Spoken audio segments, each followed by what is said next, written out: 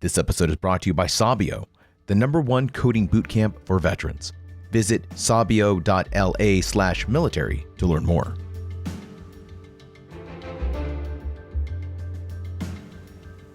And welcome to Military Matters. This is a fast take and our season wrap up. I've got, as always, the ephemeral, how would we describe you this season? Cancerous. Well, geez. Wow, we're going really hard right away. We're starting off with cancerous. The ever-present thorn in so many people's sides, Jack Murphy. I'm here to serve. Jack, yes, here to serve. We were talking before we hit the record button, and we were talking about Fort Bragg and your recent story, the recent conversation you had with Seth Harp, which I thought was really interesting. It's one of the situations where, for me, it felt like an opportunity to kind of be a fly on the wall and listen to two investigative journalists talk about their respective coverage and coverages of the different stories that have come out of Fort Bragg. And as much as we love to tell folks about the wonderful things, the good things, and there are a lot of great things that come out of our military service, valor, stories of courage, and we certainly do some good around the world, it does not give anybody a free pass to do bad things. And that's something that you and Seth touched on.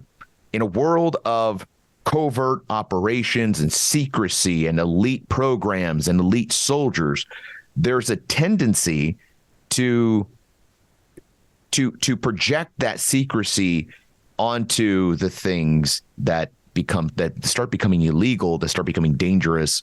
And that's when we get to, unfortunately, cover-ups and whatnot. Tell me about that experience sitting down with Seth, having this conversation, journalist to journalist, and comparing notes essentially about what the two of you have covered over these last couple of years. Yeah, I mean, me and Seth, we've covered some of the same stories, and then in others, there's quite a bit of overlap, and we're both hovering around Fort Bragg. It's not my full-time beat, but it draws me back again and again. And Seth is, he really is working on a book about this subject right now, and he knows more about it than I do, quite frankly. But it's interesting because Seth has some sources that I don't have, and I have some sources that he doesn't have. And so when you kind of like compare notes, it's kind of an interesting experience. And I think that there's an aspect of it that it's sort of like I've used this analogy before with other reporters. It's like when you start talking about this, like the sort of stuff we talked about on that episode, right? Exactly what you just kind of outlined. Most people look at you like you're crazy when you start talking about that. So when you talk to another reporter who covers the exact same thing, it's like, oh, okay, I feel a little bit less crazy since you've covered the exact same thing.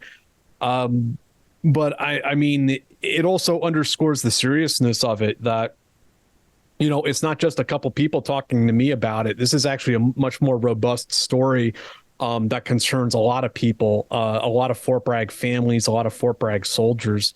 And I think what Seth is doing is some really important work. I think this book that he's writing is going to be a really important work, in that it's really going to shed some light on some things down there at Fort Bragg that honestly need light shedded on them. That it needs that, what do they say at the press? It's this decontamination process that takes place when you expose some of these things. And, we're talking not about exposing military secrets. We're talking about exposing criminal activities that are literally killing soldiers. And I think that's an important distinction to make, is that this is not an effort to expose people who are true patriots doing God's work out there in these very elite units. The work isn't to go out there and expose these people or what they're doing. It is to expose illegal activities and to expose and bring to justice people who need to be brought to justice. Yeah, I mean, I know I in writing these stories and doing this podcast and stuff, like I know the names of tons of JSOC people that I will never say publicly. Even some people who are involved like tangentially, like on the periphery of some of these stories. And I'm not going to like name a bunch of operators or something like that who didn't do anything wrong. The only people that we've ever really named are people who have committed crimes, and I mean have like no kidding, like criminal records, and in some cases sadly are deceased. So yeah, I mean it's not like about exposing a particular unit or something like that. One of the criticisms that I heard, because I was talking to a uniformed service member.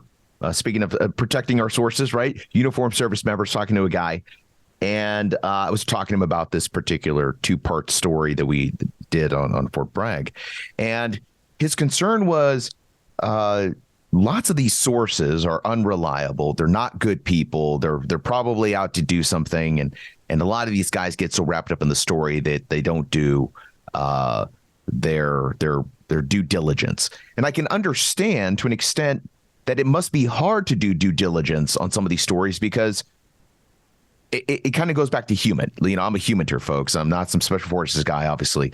But when I'm talking to people in this line of work, they're not always the best people. Like you're not going to get the very best types of people wrapped up in a murder case.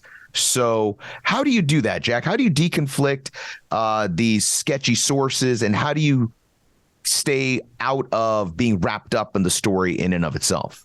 Yeah, I mean, there's definitely that's always a concern. And sure, you're right. There are such thing as sketchy sources or people who are kind of involved in some of these things or somehow on the periphery of them. But there are also a lot of good people who are like legitimately trying to blow the whistle because they become aware of something and they're not happy with it, and they're decent people who want to put an end to that sort of stuff.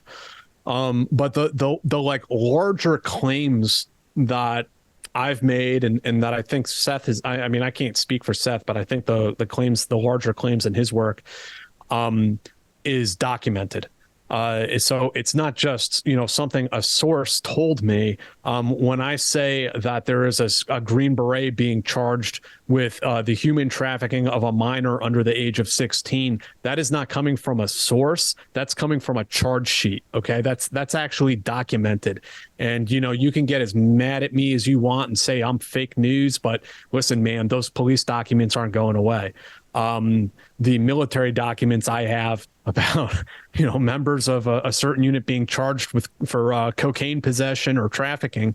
Again, I have documents for that. It's not just a source that told me that. I've definitely had conversations with members of the special operations community who think that I'm writing something salacious or going off half cocked. And I mean, again, and this is also part of the journalistic standards of where I publish things.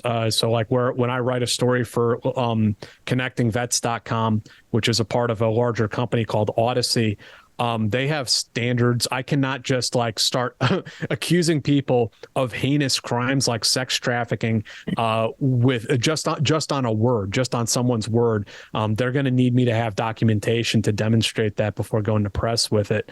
The same thing with the murder stories that I've done on Mark Leshikar, stuff about that Seth and I have both wrote about, Mark Leshikar and Billy Levine. I mean, we have documentation for that. It's not just based on, some sketchy sources that we meet with in underground parking garages.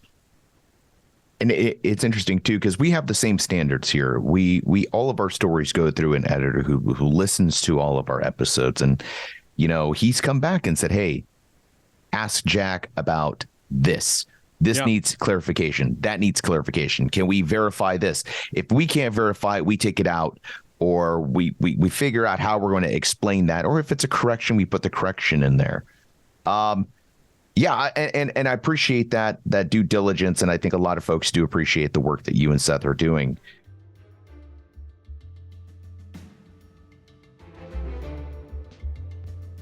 If you're looking to make a career change or still trying to find your path outside the military, I recommend checking out Sabio, the coding bootcamp and developer community that's helped so many veterans become successful software engineers. Sabio teaches you the skills to start a real high-paying tech job in just 17 weeks, online and from the comfort of your own home.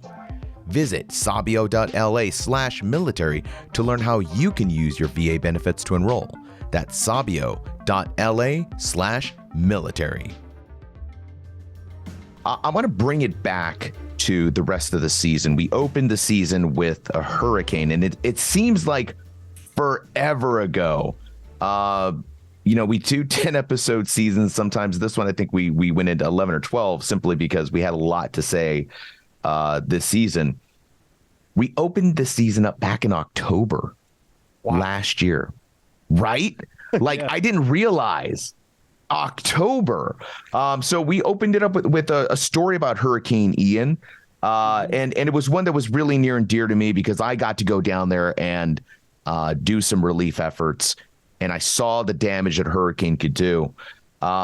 It's not the most popular episode that we did. I won't even lie to you folks. Like I'm not going to share our stats, but it's definitely not it's not a Fort Bragg story because those do the best.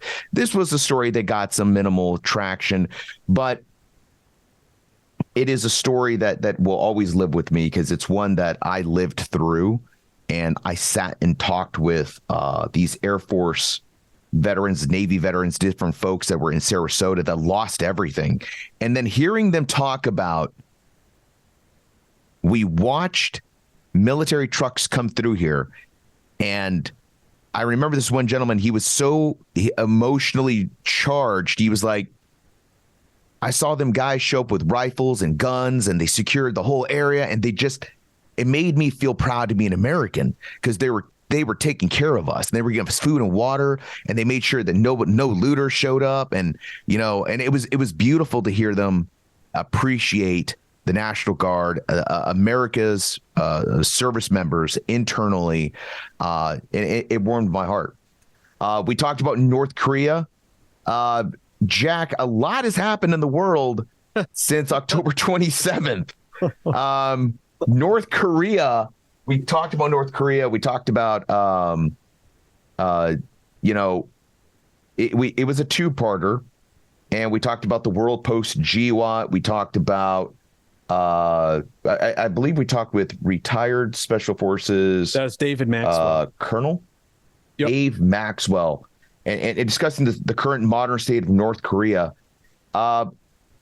We are entering some interesting times here, and I don't know if folks are aware, but Japan has these islands that go up north, right?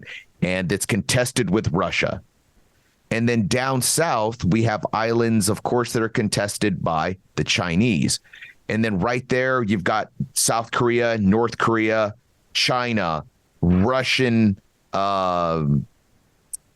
There's some Russian ties into that. So this whole Indo-PACOM area is just a mess of the biggest highlights and the biggest headlines hitting American newspapers. Has anything caught your attention since this North Korean two-parter that you put out? Well, I mean, there's stuff happening all the time. I mean, I think there's a number of things happening. One is that Americans are becoming increasingly aware that there's an issue emanating from China. I mean, let's just, to put a better finger on it, a security issue. And nothing quite highlighted that, like floating balloons soaring across our nation. Oh, boy. That caught people's attention. But not just that, but also TikTok. And you saw, like, what was it? The CEO of TikTok testifying in front of Congress. And, Americans are kind of like figuring out that, like, this government, the Chinese Communist Party, has designs on us. And, the TikTok guy saying, like, oh, well, I wouldn't exactly call what we do spying. It's like, well, that's not convincing. and I think more and more people are becoming aware of that. So I'd say that's one of the things that's changing. I think you're seeing battle lines begin to harden. The most provocative thing that I could maybe say about it is you're seeing the battle lines of World War III starting to be drawn, and you're starting to see those alliances hardening. The certain axis between the United States, Australia, Japan, India being brought into it. I mean, they have this tradition of being a non-aligned state, but I mean, they're going to align against China in that war. So it's very interesting to see some of that stuff starting to shape out as time goes on. And I think you hit it on the money. I think a lot of folks are feeling the same way, that battle lines are being drawn, which is a terrifying thing because these battle lines are not being drawn against some amorphous enemy, the global war on terror. These are legit international borders that are being drawn, and we're saying they are the enemy. They are the enemy. I've noticed that the language being used by military commands has slowly been shifting as well, hasn't it? Oh, yeah, man. Over the last 3 years, there's been a huge change. I mean, if you go back 5 years ago, you wouldn't even find in the press really people identifying like a Chinese security threat. Like people still looked at you like you were a little crazy maybe 5 or 6 years ago. And then maybe in the last 3 to 4 years, you see it outright in official military publications. I mean, because I'm a uber nerd, I read the SOCOM publications and official magazines and stuff. And I mean, China is there by name. That China is this security threat. So I mean, nobody's hiding it anymore. We're just coming out and saying it. And words like adversary are making their way. Right. They used to be near peers. Then it was competitors. Global competitors, and now we're a pacing challenge. Yes, it's a pacing challenge, and now we're seeing words like adversarial, confrontational, security risks, and to your point again, that Chinese balloon really put America kind of in a weird position where it was we have to explain, but we can't fully explain what the hell's going on. Yeah, and a lot of people panicked and they were like, oh my god, this shows you how crappy the Biden administration is, and how dare they not shoot this thing out of the sky. And it took interviews and took time for folks to go, hey, wait a minute, there's other things at play here. There's intelligence being collected. You can't fly a kite too high before the FAA shows up at your doorstep and they're like, hey, here's a ticket for flying a kite in our airspace. Don't do it again. I think we knew the balloon was there, folks, but it's still a situation of there is fear, there is battle lines being drawn, and there are internally in the United States, and we talked about this in this show a couple of seasons ago, about this politicization happening within the ranks, within the green suitors. Folks are aligning themselves politically, and where do they sit on these issues? It's World War III, for lack of a better term, seems like it's going to be on a couple of different levels. There's going to be an internal level, and then there's the external level, right? So it's going to be yes, force on force, country on country, but internally, it's going to be a fight of ideologies. Here within the states, people are going to be fighting about which side you sit on which issues concerning the big war. Man. I mean, I don't know how much I even want to comment on domestic politics. I mean, maybe I'm a military national security writer, so I can avoid that subject. But I mean, you're right. Oh, now you don't want to make enemies? Now this is where we draw the line, Jack Murphy. All right, I see how it is. You're right, though. I mean, take when Ukraine got invaded this last year. Some of the narratives that came out. And I mean, I knew people who were like, but what about the biolabs, Jack? What about the NATO biolabs in Ukraine? And the first day that China invades Taiwan, I mean, we're going to have the same narratives. You're going to have your QAnon uncle saying, well, our administration, our president greenlit them to do that because he's a communist sympathizer. And, all this, there's going to be those kind of crazy narratives. But one of the big differences, too, if we're sticking with this sort of theme of, World War III, is I think when the first carrier gets sunk, the first American aircraft carrier gets sunk, you'll see a total alignment of American policy and the populace. And let's be honest, like, we're a pretty violent country. We're pretty violent people. When 9/11 happened, we invaded a couple countries, one of them kind of just for the hell of it. Like, one of them was a legit target for us to invade. The other was sort of like, well, we just want to make a point, right? We want to make a point that we're not afraid to invade an Arab nation. So, I mean, yeah, I think, that's what's kind of in the back of my mind, is that when you see an American aircraft carrier get sunk, and the news media will be playing 24/7 the pictures of every deceased sailor with the American flag fluttering behind their head, remember our fallen, and the American public will be out for blood. They really will be. And I hope it never comes to that. I hope my hypothesis is just a little fantasy, a weird conjecture in the back of my mind. I hope that never happens, but I fear that day. I do.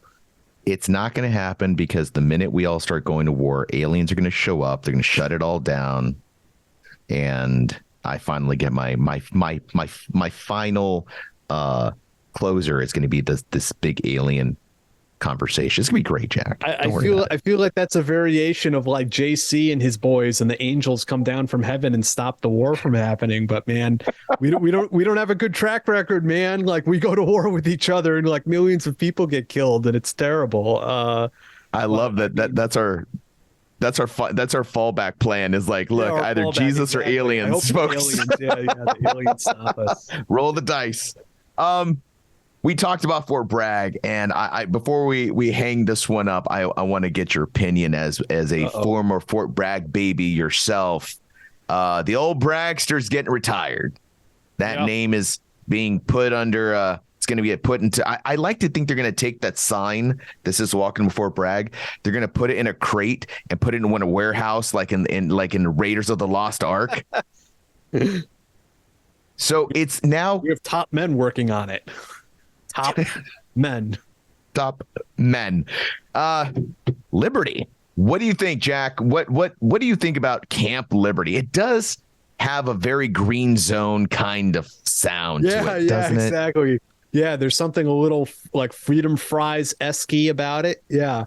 Well, here's the thing: is they were going to build a shopping center in Fort Bragg, and it got axed. It got clapped. It was going to be called the Freedom Shopping Center. And I mean, in retrospect, I think it's a real tragedy that the Freedom Shopping Center on Fort Liberty got cashiered. Yeah, man, there's going to be a Black Rifle coffee in the Freedom Shopping Center. All right. Like, woo. It was all going to be there, man, on Fort Liberty. And now I feel like, it's just wasted opportunities. But I mean, yeah, the Fort Bragg thing. So obviously, there's been this big thing that we're not supposed to have bases named after treasonous Confederate generals anymore. That became a thing. And I'm not privy to the insider baseball, but there is some scuttlebutt afoot that the airborne infantry and the special ops community on Fort Bragg could not agree on the Medal of Honor recipient who should be named, who could be given the name of the now deceased Fort Bragg. And so they came up with Fort Liberty. And there's a journalist is he at the Army Times? Give me 2 seconds and I'll pull it up here. Who posted I think it's hilarious that they couldn't agree on a Medal of Honor awardee. Like, dude, just pick one out of a hat. So Steve Bainan he's a reporter at military.com. He, I guess this is from some sort of press statement or something that he got a hold of. And this is probably the most ridiculous explanation yet. So the statement says, those who served on the naming commission for Fort Bragg struggled to agree on one name from the more than 50 Medal of Honor recipients who could capture and encompass the scope and spirit of this installation. Each of them is just as deserving as the other. What resonated among the commission and community members was a desire to name the installation not after a single person, but a value or characteristic that would have significance for everyone. Then a Gold Star mother stood up and said, "We are never going to agree. There are too many people. My son gave his life for liberty." And everyone said, "Liberty."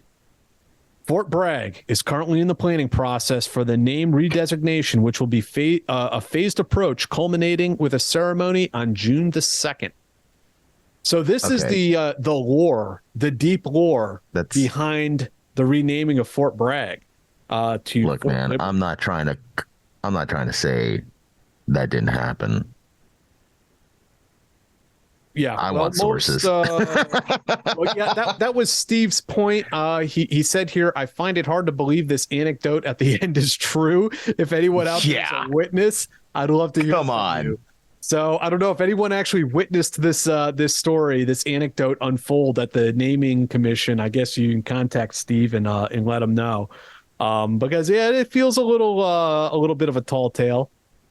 This sounds like some young E4 PAO sat in a room with a typewriter and they were like, "Look, if we just figure something out, boys, give us something."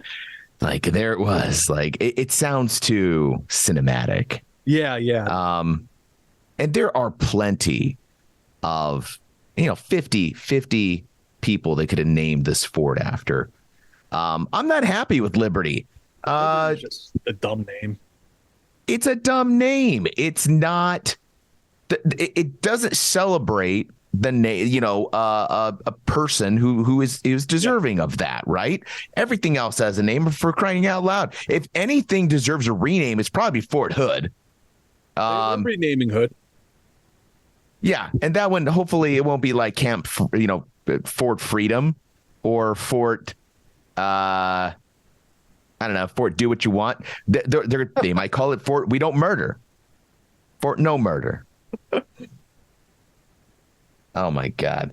All right, folks. Camp Fort Liberty. Camp Liberty was a place, right? I'm not crazy. There was a Camp Liberty, right? In Iraq, maybe? Yeah, Camp Liberty, Iraq. I was like, yeah, I've been there. I'm not crazy. But yes, Fort Liberty, folks. So toss out your old Fort Bragg mugs and your Fort Bragg t-shirts. Throw them away. And folks, if you are a Medal of Honor awardee, tough. Not enough. You did not do enough to earn a fort's name. Instead, we're just going to give it to the Spirit of Liberty. It makes sense. We did declare war on terror, and now we're going to celebrate liberty. We love concepts, folks. It's such a cop out, isn't it? It's so unsatisfying. It's like, come on, guys. Like, totally. We all grew up hearing stories about Corporal Red Cloud, like just machine gun and shit tons of bad guys with the Ma Deuce. Stories. I mean, I got to meet, Colonel Puckett. He'd come and speak to us all the time, who was later awarded the Medal of Honor. Amazing guy. And there's another. There's another legend right there. Like I'd love to get orders for Fort Puckett. That's dope. Yeah, and it's a good name too for like a Fort Benning or something like that. Paris Davis, special forces officer who, was maybe passed over for the medal during the war because of he's African American, and they just awarded him his medal recently. I mean, another guy who could potentially be a candidate. Alwyn Cash is a younger, Iraqi war veteran, posthumous Medal of Honor recipient, who's a little bit, closer in age, a little bit more modern in this, and maybe younger soldiers can relate to that a bit more. Because I mean, if it wasn't their war, it was their father's war or their mother's war, That's right. And his story, like, really, I think, captivated people, his sacrifice and what he did for his soldiers. I mean, I think really captured people and has this sort of magnetism around it, right? That he sacrificed himself for his troops. There's just so many people who they could have named any of these bases after. And Fort Liberty just feels like a really big cop out. It is a huge cop-out, but folks, don't worry.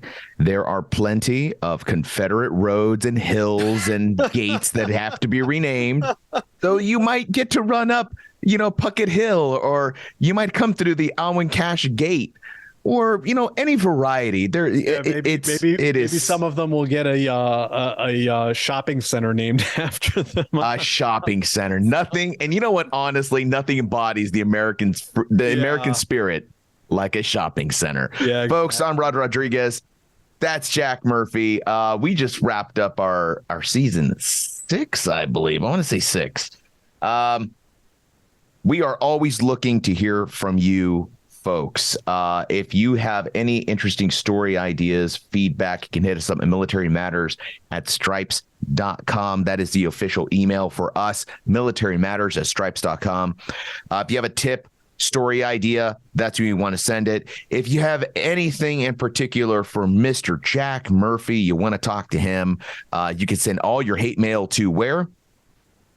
Probably Jack Murphy, reporter at Proton Mail is probably my best email. You can find me on Twitter if you're so inclined. It's Jack Murphy, reporter at protonmail.com. And my Twitter is just Jack Murphy RGR. Those are probably the easiest places to get a hold of me. The RGR stands for Roger. That's what I've been. Jack Murphy Roger. Rod Rodriguez. There you go. You can always find me at RodPodRod on Twitter, and that's really the only place I actually social. I don't social that much. I'm too busy interviewing folks. So what do we have in store for you guys next season? We've got some really interesting interviews. We're going to be talking about science. We're going to be talking about quantum physics. We're going to be talking about the universe, satellites. We got some big names, some names you recognize, and some names that you don't so much. Authors, writers of books that are just absolutely phenomenal. So, and of course, Jack will be here to bring you, and once I bring you up and I'm like, hey, how cool is this? This is amazing. Jack will be there to be like, and let me tell you about the recent murder. He's here. I'm here to bring you back down to earth, drag you back down into the mud where you belong.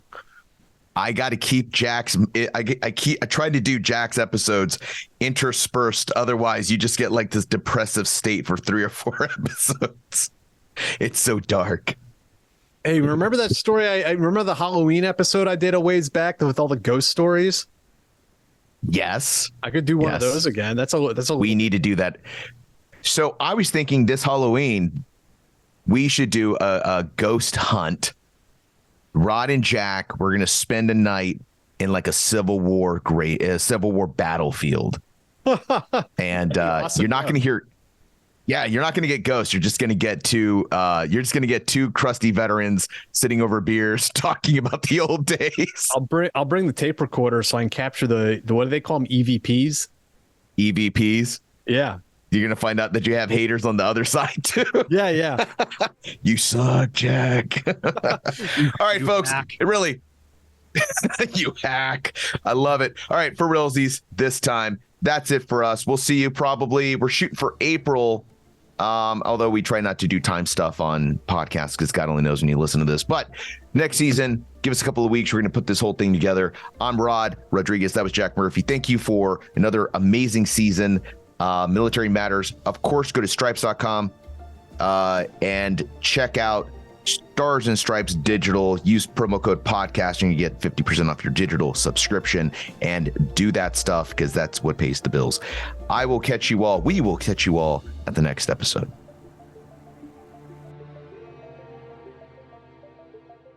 This episode is brought to you by Sabio, the #1 coding bootcamp for veterans. Visit sabio.la/military to learn more.